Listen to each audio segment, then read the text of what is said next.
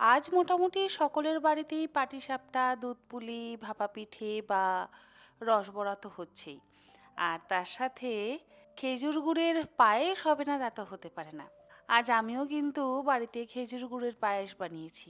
ভাবলাম রেসিপিটাও আপনার সঙ্গে শেয়ার করি। সকলকে জানাই মকর সংক্রান্তির শুভেচ্ছা। আজকে সকলের বাড়িতে কি কি পিঠে হচ্ছে যদি আমার সাথে শেয়ার করেন তাহলে আমারও ভীষণ ভালো লাগবে। আর এই গুড়ের পায়েস বানাবার জন্য প্রথমেই আমি নিয়ে নিচ্ছি 50 গ্রাম গোবিন্দভোগ চাল। চালটাকে খুব ভালো করে ধুয়ে নেব।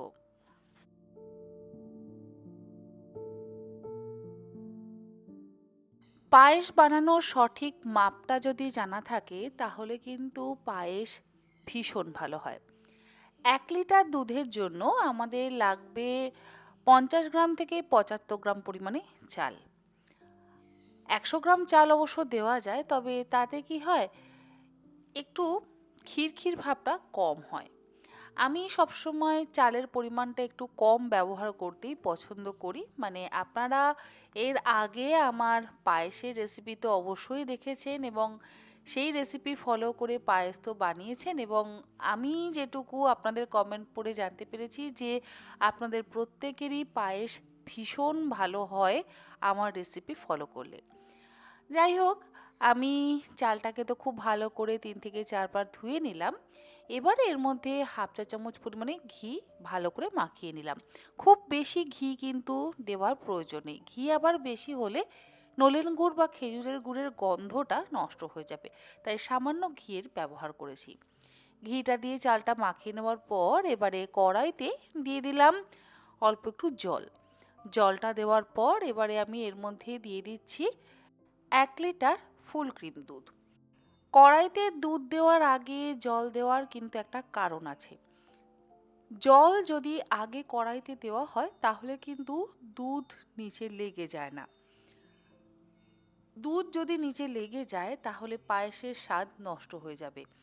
আর এমনিতে যদি আমরা বাতাসা দিয়ে বা মিষ্টি দিয়ে পায়েস বানাই, সেক্ষেত্রে 1 চামচ ঘি ব্যবহার করে তারপর যদি দুধ দেওয়া হয় তাহলে তো কোনো সমস্যা হয় না।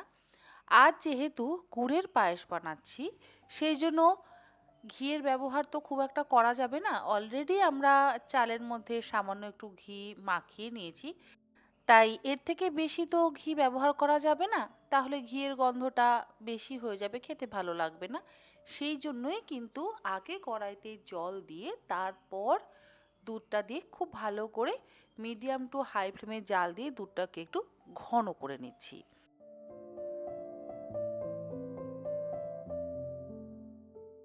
দুধটা যখন বেশ একটু ঘন হয়ে যাবে তখন এর মধ্যে আমি দিয়ে দিলাম ঘি মাখিয়ে নেওয়া গোবিন্দভোগ চালটা।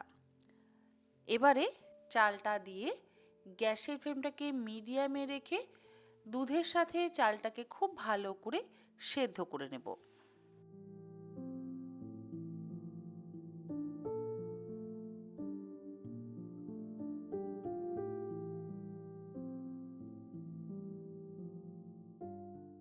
অন্যান্য সময় কিন্তু আমি পায়েসে গুঁড়ো দুধের ব্যবহার করি।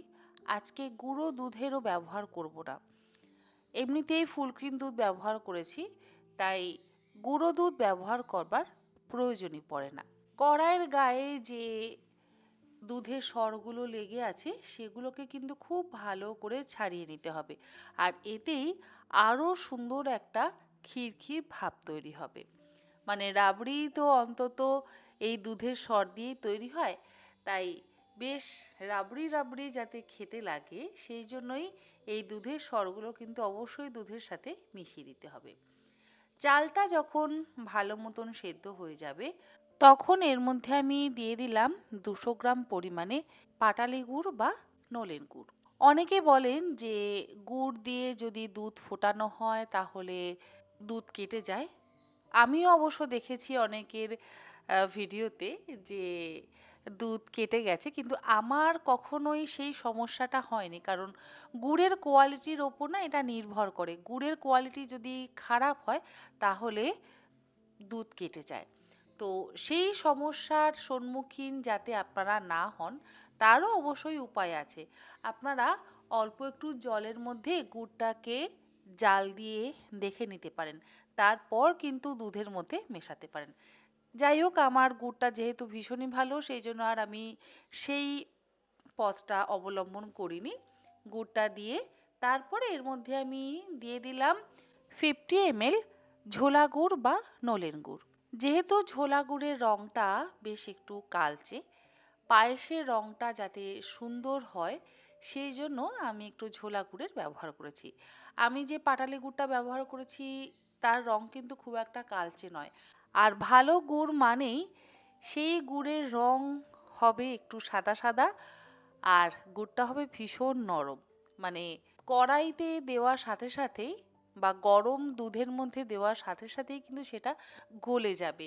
এতে চিনি একেবারেই থাকে না। আর যেগুলো একটু কালচে রঙের হয় এবং গলতে সময় নেয়, সেগুলোর মধ্যে কিন্তু চিনির ভাগ অত্যন্ত বেশি থাকে, আর তাতে দুধ কেটে যাওয়ারও সম্ভাবনা থাকে। যাই হোক, গুড়টা মিশে যাওয়ার পর আমাদের পায়েসটা যখন বেশি একটু ঘন হয়ে একদম ক্ষীরের মতন হয়ে যাবে, তখন গ্যাসের ফ্লেমটাকে বন্ধ করে দিয়ে এটাকে আমি সার্ভ করছি। আর হ্যাঁ, এটা বলতে ভুলে গেছি যে পায়েসের মধ্যে কিন্তু আমি 1 পিঞ্চ লবণ ব্যবহার করেছি। যে কোনো মিষ্টি রান্নাতে অবশ্যই একটু লবণের ব্যবহার করতেই হবে। যাই হোক, আমাদের মকর সংক্রান্তি স্পেশাল নলেন গুড়ের পায়েস একদম রেডি। এটাকে আমি সার্ভ করে দিয়ে তারপরে ওপর থেকে ছড়িয়ে দিচ্ছি আবারও একটু নলেন গুড়, যাতে দেখতে ভালো লাগে। কাজু কিশমিশের ব্যবহার আমি করলাম না, কারণ গুড়ের পায়েসে না কাজু কিশমিশটা ঠিক তেমন যায় না। আজকের রেসিপিটা কেমন লাগলো অবশ্যই জানাবেন। আর মকর সংক্রান্তি সকলের ভালো কাটুক এই কামনা রইল। ভালো থাকুন সবাই।